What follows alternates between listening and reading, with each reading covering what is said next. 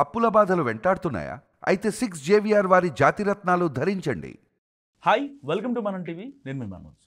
రీసెంట్గా కేంద్ర ప్రభుత్వం తీసుకొచ్చిన ఒక బిల్లుని ఏపీకి ఆపాదించారు సినీ నటుడు, part time politician Prakash Raj. ఏమన్నారంటే, ఇప్పుడున్న ముఖ్యమంత్రిని, మాజీ ముఖ్యమంత్రిని పక్కన పెట్టేసి డిప్యూటీ సీఎంని సీఎం చేయాలన్నది కేంద్రం ఉద్దేశం, అంటే బీజేపీ పెద్దల ఉద్దేశం అంటూ ఆయన ఒక బాంబు పేల్చారు. ఇప్పుడు ఆ ట్వీట్ సంచలనంగా మారింది. మాట్లాడదాం, అసలు ఆయన ఎందుకు ఆ ట్వీట్ చేయాల్సి వచ్చింది, ఎందుకు కూటమిలో ఒక చిచ్చు పెట్టాలనే ప్రయత్నం చేస్తున్నారు, దీని వెనకాల వైసీపీ ఏమైనా ఉందా? మాట్లాడడం దీని గురించి మనతో పాటు ప్రముఖ పొలిటికల్ అనలిస్ట్ డివి శ్రీనివాస్ గారు ఉన్నారు. నమస్కారం సార్. నమస్తే సార్, అంటే ప్రకాష్ రాజు పర్టికులర్గా కేంద్ర ప్రభుత్వ నిర్ణయాన్ని ఏపీకి ఆపాదించడం అండ్ మళ్ళీ దాంట్లో ఏంటంటే డిప్యూటీ సీఎం పవన్ కళ్యాణ్ని సీఎం చేయాలన్నది బీజేపీ కేంద్ర పెద్దల వ్యూహంగా ఆయన వివరించారు. దీన్ని ఎలా తీసుకోవచ్చు అంటారు? ప్రకాష్ రాజ్ ట్వీట్ రాజా, కాట్ రాజా, ఏదో ఆలీ అంటుంటాడు, ఏదో సినిమాలో కాట్ రాజు అన్నట్టుగా. అంటే ఇప్పుడు పవన్ కళ్యాణ్ పైన కాటేయడమే ఈ రాజు పని. ఎందుకు పవన్ కళ్యాణ్ని పదే పదే ప్రకాష్ రాజ్ టార్గెట్ చేస్తున్నాడో అర్థం కాదు. ఇప్పుడు పవన్ కళ్యాణ్ ఆయన వేరు, ఆయన ఆంధ్రప్రదేశ్ డిప్యూటీ సీఎం, అక్కడ జనసేన పార్టీ. ప్రకాష్ రాజ్ బెంగళూరులో కంటెస్ట్ చేశాడు, ఓడిపోయాడు. ఆయన కర్ణాటక, లేదు సౌత్ ఇండియా. ఇప్పుడు సినిమాల్లో ఇవాళ ఈ ఇద్దరి మధ్య విభేదాలు ఉన్నాయా, శత్రుత్వం ఉందా? అది ఇప్పుడు ఈ రాజకీయాల మీద రిఫ్లెక్ట్ అవుతుందా? అతను ఇప్పుడు ప్రకాష్ రాజ్ యొక్క కాంట్రవర్సీస్ ఏంటి, ఒక లక్ష్యం, ఒక సిద్ధాంతం. గతంలో ఏంటి, నరేంద్ర మోడీ పరిపాలన పైన ఆయన చేసినటువంటి మరి ప్రజా వ్యతిరేక చర్యలపైన చక్కటి విమర్శలు. ఆయన కంటెస్ట్ కూడా చేశాడు, బెంగళూరు నుంచి ఆయన పోటీ కూడా నిలబడ్డాడు, ప్రజలు తిరస్కరించారు. ఇప్పుడు దానికే పరిమితం కావాలా?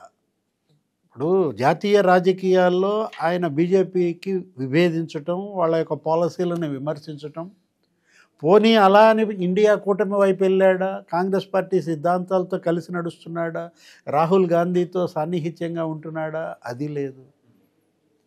ఇలాంటి వాళ్ళు ప్రమాదకరంగా మారారు భారత రాజకీయాల్లో, లేకపోతే రాష్ట్ర రాజకీయాల్లో. ఒక దశ, ఒక దిశ ఏమీ లేకుండా ఏదో ఒక ట్వీట్ చేయటమో, ఒక కామెంట్ చేయటమో, తద్వారా అందరి ఇది తన వైపు తెచ్చుకోవటం దృష్టిని. అంటే దీన్ని ఎలా చూడాలి? ఉనికి చాటుకునే ప్రయత్నమా, గుర్తింపు కోసమా, దృష్టి, ప్రజల దృష్టి తన వైపు మళ్ళించుకుందాం, మీడియా దృష్టి తన వైపు మళ్ళించుకుందాం అన్న తాపత్రయం తప్ప. ఒక స్థాయికి వచ్చారు, బాగా సంపాదించుకున్నారు, ప్రజల్లో మంచి పేరు తెచ్చుకున్నారు, గొప్ప కళాకారుడిగా ఇవాళ అతను. కానీ కాంట్రవర్సీ ఉండకూడదు. అది కళాకారుడుగా ఉండాలి, లేకపోతే ప్రజానాయకుడిగా ఎదగాలి. అంతేగాని కాంట్రవర్సీకారుడా,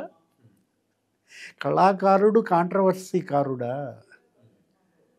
ఏంటి? ఇప్పుడు ఆయన ఇచ్చిన అదేంటి, అది ఆ బిల్లు.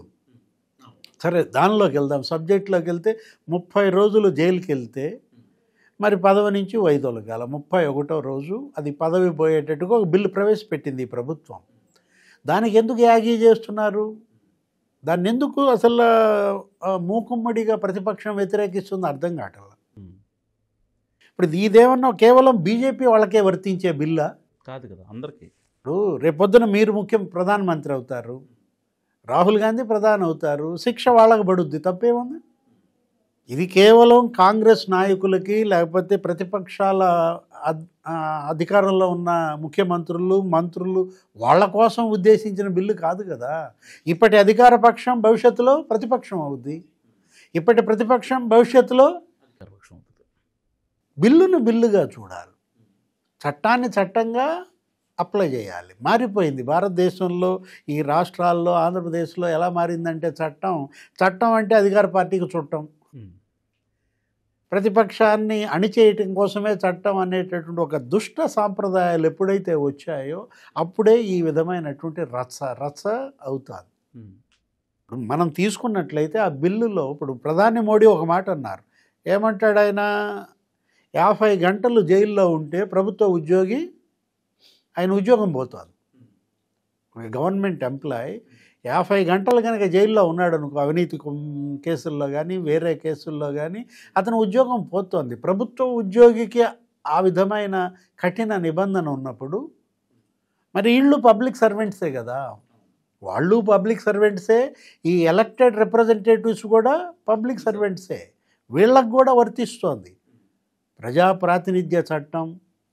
ఎప్పుడైతే మీరు కూడా ఎగ్జిక్యూషన్లోకి వచ్చారో, ఎవరు ఎమ్మెల్యే, అతను ఎగ్జిక్యూషన్లోకి వచ్చేసాడు, మంత్రి అయ్యాడు. ఇప్పుడు మంత్రికి వర్తిస్తుంది అవినీతి నిరోధక చట్టం అనేది, అతనికి వర్తిస్తుంది అన్నమాట. యాంటీ కరప్షన్ కిందకు వాళ్ళు వస్తారు, ముఖ్యమంత్రి అయినా ప్రధాని అయినా. ఇప్పుడు ఇక్కడ గొప్ప విషయం, ఆహ్వానించాలా, ప్రధానినేమి దీనిలో నుంచి తొలగించలేదు. ఈ బిల్లులో ప్రధానమంత్రి లేకపోతే ముఖ్యమంత్రులు, మంత్రులు అందరికీ ఉద్దేశించిన బిల్లు. ఆయన ఏమన్నా నేను ప్రధాని కాబట్టి నన్ను మినహాయించి మిగతా వాళ్ళకి వర్తించే బిల్లు తెస్తే అప్పుడు అబ్జెక్ట్ చేయొచ్చు. ఒక రకంగా ఏంటంటే పక్కదారి పడతాను, చర్చని దారి మళ్ళిస్తున్నారు. ఆరోగ్యకరమైనటువంటి చర్చ జరపాలా, బిల్లులో లోపాలుంటే ఎత్తి చూపండి రేపొద్దున డిబేట్లో. లోక్సభలో రాజ్యసభలో మీకు కూడా మంచి బలం ఉంది. వాళ్ళు లోక్సభలో 100 పైన ఎంపీలు ఉన్నారు రాహుల్ గాంధీకి, విపక్షం కూడా బలంగా ఉంది అటు రాజ్యసభలో ఇటు లోక్సభలో. చక్కటి చర్చ చేయండి, దానిలో లోపాలు చెప్పండి, సవరణలు ప్రతిపాదించండి. ఇప్పుడు ఆ బిల్లుని జేపీసీకి పంపారు, జాయింట్ పార్లమెంటరీ కమిటీ ముందు ఆ బిల్లు, అది ఏం చెప్తుందో చూడాలా. ప్రతి బిల్లు ప్రజోపయోగం అయితే, ఒక గొప్ప మార్పుకు అది కనుక దారి తీస్తే ఆహ్వానించాలి. అంటే ఇప్పుడు దీన్ని వ్యతిరేకించడం ద్వారా కాంగ్రెస్ కానీ ఇండియా కూటమి పక్షాలు కానీ బీజేపీయే ఇక శాశ్వతంగా అధికారంలో ఉంటుందని మ్యాండేట్ ఇచ్చేస్తున్నారా?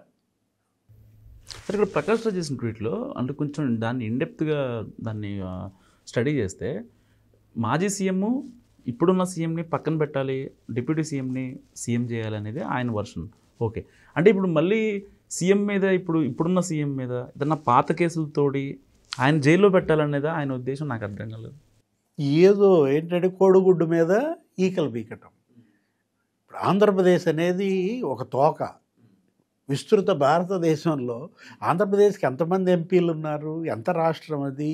గతంలో ఆంధ్రప్రదేశ్ ఉమ్మడి రాష్ట్రంగా ఉంటే బలమైన రాష్ట్రం. ఆ రోజు 42 మంది ఎంపీలతో ఉండేది. ఏం జరిగింది, అక్కడ ఒక 17 ఎంపీలతో దాన్ని నరికారు, తెలంగాణ చేశారు, దీన్ని ఆంధ్ర చేశారు. దీనికి ఎంత, 25 మంది ఎంపీలు. ఈ ఆంధ్రప్రదేశ్లో పలానా ఆయన ముఖ్యమంత్రి కాకూడదు, పలానా ఆయన్ని ముఖ్యమంత్రి చేయాలి అని చెప్పి చట్టం తెస్తోందా, బిల్లు చేస్తోందా? అంత ఉంటుందా? అక్కడ వర్సెస్ ఏంటి, అక్కడ ఎవరెవరి మధ్య జరుగుతోంది? BJP versus Congress, Modi versus Rahul గాంధీగా ఉంటుంది పోరు. అంతేగాని ఇక్కడ చంద్రబాబు పవన్ కళ్యాణ్ని సీఎం అని చేయటం కోసం జగన్మోహన్ రెడ్డి మీద కేసులు ఉన్నాయి, లేకపోతే చంద్రబాబు మీద కేసులు ఉన్నాయి కాబట్టి పవన్ కళ్యాణ్కి మేలు చేయటం కోసమే బీజేపీ ఇది. ఏంది ఇది? పవన్ కళ్యాణ్కి ఎంతమంది ఎంపీలు ఉన్నారు తెలుసా? ప్రకాష్ రాజ్కి తెలుసా? 2. జనసేన ఎంపీల సంఖ్య ఎంత? 2 అన్నమాట. 542 ఉంటారు లోక్సభలో సభ్యులు. అందులో 2 ఎంపీలు ఉన్నటువంటి పవన్ కళ్యాణ్ ఆయన మేలు చేయటం కోసం ఇది తెచ్చి ఏం మాట్లాడేదానికి అర్థం ఉండాలి.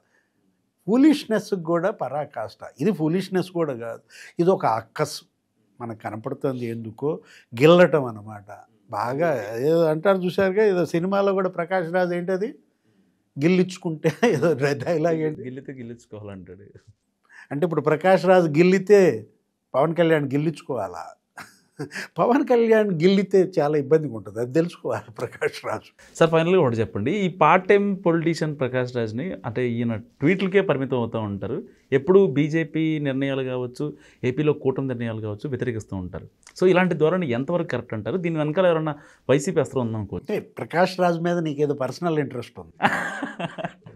ప్రకాష్ రాజ్ మీద కాదు మనం చర్చించాల్సింది, బిల్లు మీద చర్చించాలి. ప్రకాష్ రాజ్ ఏంటి, ఆయన ఓడిపోయినటువంటి ఒక అభ్యర్థి, ప్రజలు ఆయన ఆమోదించలేదు. ఇంకా ఆయన పైన చర్చ ఏంటి? రాజకీయ నాయకుడిగా ఆయన ఉంటే, రాజకీయం ఆయన మాట్లాడితే అప్పుడు ఆ రాజకీయం మీద మనం చర్చ పెట్టచ్చు.